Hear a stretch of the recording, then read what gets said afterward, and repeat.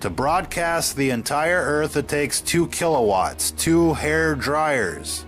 Now a microwave oven uses 1,000 watts or 1 kilowatt. Here's the damage 1 kilowatt can be done by somebody when they take a magnetron out of a microwave and turn it into a ray gun.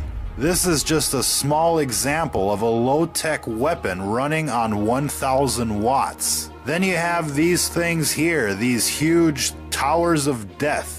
Now each row in this tower, an array, or a set of dishes or rectennas or whatever you want to call them, is connected to a cable with a maximum power output of 300,000 watts or 300 kilowatts. That's 300 microwave ovens. We based that conservative estimate based on the gauge of the cabling that's running up to one of these arrays. They're estimated at 300,000 watts per cable. Those aren't fiber optic cables running up to those arrays. It's a thick copper gauge transmission line quality cable running up those towers. Now if there's 10 cables, that's like 3 megawatts of power. And these cables are out there to output power to the magnetron, not for data transfer. That's an important point. These cell phone towers are weaponized. There's no other reason to have this much power running up the cables. It isn't for data transfer. Now, FCC regulations limit normal transmission per array to about 400 watts.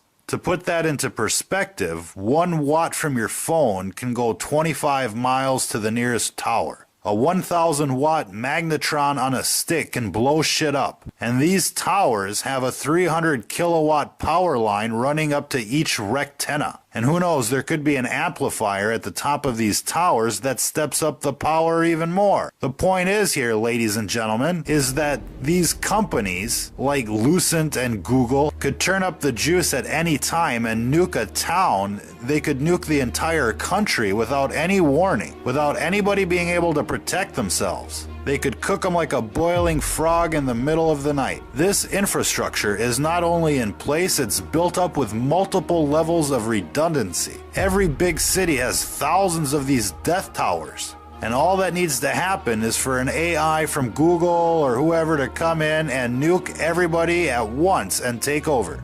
Who out there remembers that movie Terminator? Well, Google doesn't have to send a Terminator to every door or launch a nuclear strike. It can just turn on these cell phone towers to maximum and cook everybody within the city limits within an hour. And then just send in the Terminators to mop up the countryside.